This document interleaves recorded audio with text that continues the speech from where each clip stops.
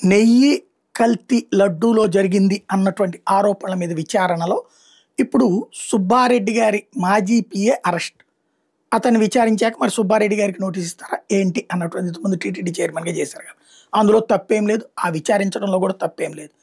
కాకపోతే ఇక్కడ అసలు మిస్ అవుతున్న లాజిక్ ఏంటంటే కల్తీ గురించి యాక్షన్ తీసుకోవడానికి ఏ ఒక్కళ్ళు తప్పు పట్టరు, కానీ ప్రజల మనోభావాలు దెబ్బతిన్నటువంటిది తప్పుడు ప్రచారం చేసినటువంటిది నాడు ఏంటది, అసలు జనం కోరుకున్నది ఏంటి, అది పంది కొవ్వు ఆవు కొవ్వు కలిపారన్నట్టు. దాన్నే సుప్రీంకోర్టు తీవ్రంగా తప్పుపట్టింది. మీరు ఎలా నిర్ధారించారు, ఎవరు చెప్పారు మీకు, ఏ బేసిస్ మీద మాట్లాడుతున్నారు, టెస్ట్ చేశారా, లడ్డూలో కలిపారు అన్నటువంటి లడ్డూని ఏమైనా టెస్ట్ చేశారా అని నిలదీసి సిబిఐ దర్యాప్తుకు ఆదేశించింది.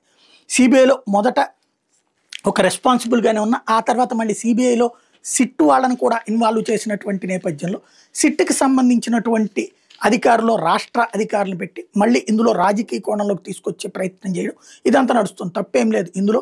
కల్తీ నెయ్యి వరకు దర్యాప్తు చేయడంలో తప్పేం లేదు, అది డాల్డానా లేకపోతే అవి వాడారా లేదా ఇవన్నీ. కానీ అసలు తేలాల్సింది, అసలు వీళ్ళు పట్టించుకోండి ప్రజలందరి మనోభావాలు దెబ్బతిని చివరికి బ్రాహ్మణులు అయితే ప్రాయశ్చిత్త మంత్రాలు కూడా చదువుకున్నారు, ప్రాయశ్చిత్త పూజలు కూడా చేశారు. లడ్డూ తిన్నాం మేము గుడికి వెళ్ళి వచ్చామని చెప్పి.